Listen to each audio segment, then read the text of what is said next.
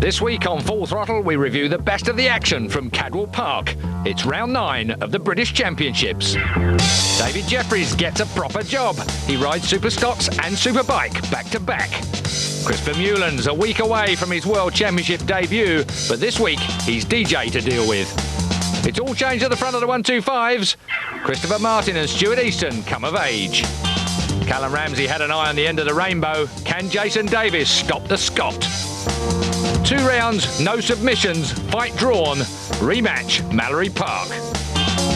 A record 35,000 spectators queued for hours to get into Cadwell's beautiful parkland, but once in, they had a great time. And where else do you see this sort of thing? It's called the Mountain. Walker and Hodgson conquered it first, putting in some unbelievable lap times in qualifying as they played cat and mouse in the final session. If you want to know what a rider's eye view of Cadwell's 2.1 mile circuit looks like, your wait is over. We're on board with Steve Plater. 160 mile an hour down the gearbox to 4th gear for the left-hander at Coppice. Then it's up and over the hill. It's Charlie's 3rd gear. 2 apexes, 110 miles an hour right in the middle of them. Squeezing the power onto the park straight, up through the gearbox, 5th gear, 6th gear, 165 mile an hour in the dip, then up through the braking area and into park corner, 50 miles an hour, 2nd gear as you drop it in now. Little bit of a squirt up to 3rd gear. This is Chris Curve, accelerating all the way through it, hanging 3rd gear on the Kawasaki, 110 miles an hour. Then onto the brakes and into the gooseneck, still in 3rd gear, right, left, 90 mile an hour, down the hill, back 1, 2nd gear, 50 mile an hour, Mansfield corner, a real job to stop it here. Then up to 3rd gear, 4th gear, 140 miles an hour. Into the braking area, back down to 2nd gear, 50 mile an hour for the left-hander and the right-hander at the bottom of the mountain. Not too fast over this, otherwise the jump's too high and the chain comes off, doesn't it, Steve?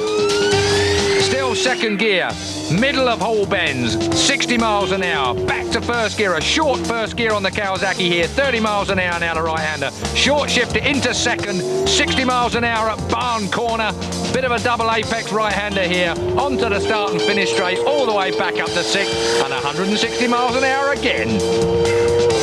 Now, if that looked tough, spare a thought for David Jeffries. He's 2nd in the Superstock series on an R1 Yamaha, the first big bike race of the day, and this week deputises for the injured Paul Brown in the Superbike race, the 2nd and 5th races of the day. And he's got to change into the right gear too.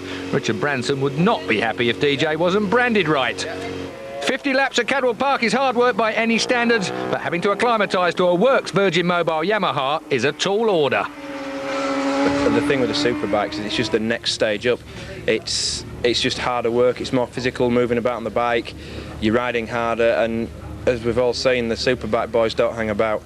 So I think we definitely be a little, it's just the next level of fitness and commitment and focus, mental fitness and physical fitness. So, but it's good, I'm really looking forward to it. How does the bike compare with your R1, the big V&M bike? The V&M bike's just got so much power, it's unbelievable. I mean, that's got nearly 180 horsepower. I mean, it's a different sort of bike, really. It's not as nervous. This is set up for short circuits. It turns and stops like it's on a sixpence. It's unbelievable. And the power out the corners is amazing. I mean, I think the V&M bike is good, but I think on a short circuit you wouldn't be able to use its full potential, but this is just, it's amazing. OK, the comparison with your Superstocks bike, then the O2 Plus bike? That seems quite nice to ride now. It's... Yeah, I mean, the thing that I was really impressed was that when I got off, like, the factory R7 back onto the R1 still felt really good, really nimble, and turned quick. So it just goes to show how good the R1 is as a standard bike, and it's not out of its depth on the track, so it's still quite easy to jump from one to the other. A superbike is a tough motorcycle to ride. Is it harder to go fast on a bike that's possibly more technical than the other bikes you've ridden? I think so, yeah. I mean, speaking with Rob and the team this morning, the biggest change for me is I've never had to relay so much information to the team.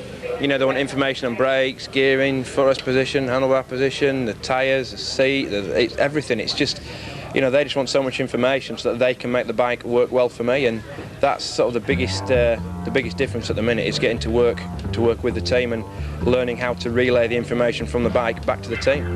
Well, it's better than a proper job, Dave. Matt Llewellyn then, teammate, in pole position by 0.2 of a second from Jeffries. Richards is third, Chris Vermeulen fourth. Jamie Morley fifth, Gary Mason sixth, Steve Brogan seventh, and Rob Frost eighth.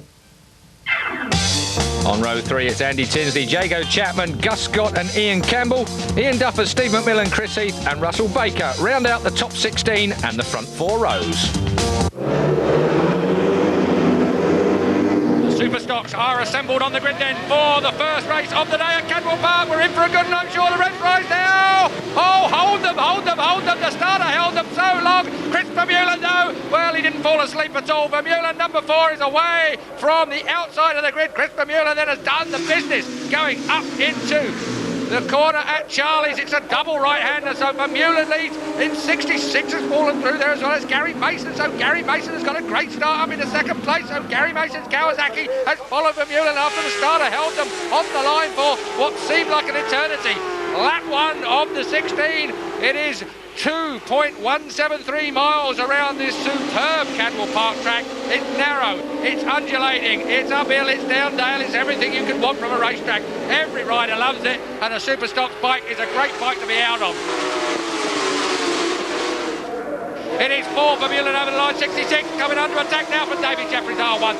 So Nick Morgan's Kawasaki not quite got the same grunt as number 47 David Jeffries 02 Plus Pace3.com Yamaha.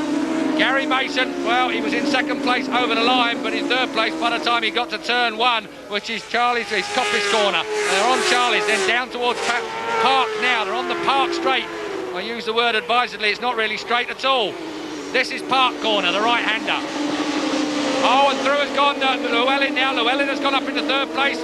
Back to fourth place has gone Mason. It was a great start, but the usual suspects have... Oh, dear me! A great big darkie from the rear end of Vermeulen's bike there, laying rubber all the way round Chris Kerr. This is the gooseneck. This is Mansfield corner. There is Matt Llewellyn. He's the man who qualified in pole position.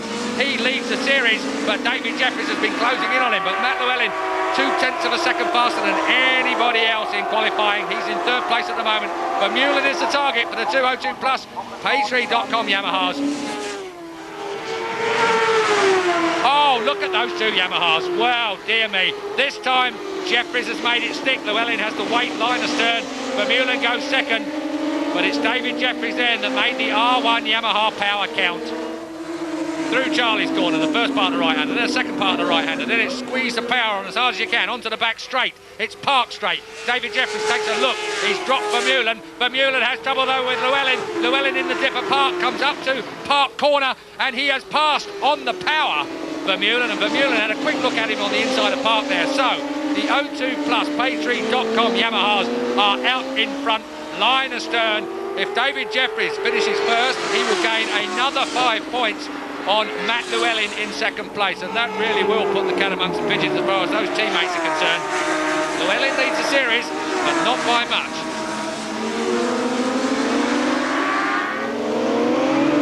Now it's Barn corner, dropping down the hill again, all the way down, descending onto the front straight. Full power now, light the rear end of the bike up. And this is where the 2R1. Look, Glenn Richards is going to challenge his teammate, so Chris Vermeulen goes back behind Glenn Richards. Glenn Richards slides through at Coppice. Nice move, Glenny. So the 2 Australians chase the 2 Brits, the 2 Hondas chase the 2 Yamahas. These 4 have been at it all year long. Oh, we've had someone down at the hairpin. Oh, we've had 2 people down at the hairpin, and that just illustrates, I think that's Marty Nutt on the right, it is, the Ulsterman. Marty Nutt, the Ulsterman. And that's one of the Kawasaki riders. I'm trying to work out who that is exactly. Matt Llewellyn has got in front while we were looking at the crash then up at the hairpin. Matt Llewellyn has snuck through on David Jeffries. David Jeffries, well, he really needs to beat Matt Llewellyn if he's going to win this Superstocks Championship. Matt Llewellyn has been a class act on the Superstocks bike all year long. He's set pole here, and he is the fastest man out on the track at the moment. Jeffries second, Richards, Glenny Richards third. Vermeulen has slipped to fourth. Gary Mason is still back there in 5th place. So, up and over the mountain we go with the leaders. Llewellyn leads. And just look at the crowd here, absolutely huge. I have never seen a crowd this big at Cadwell Park. There are still queues at the entrance to this racetrack.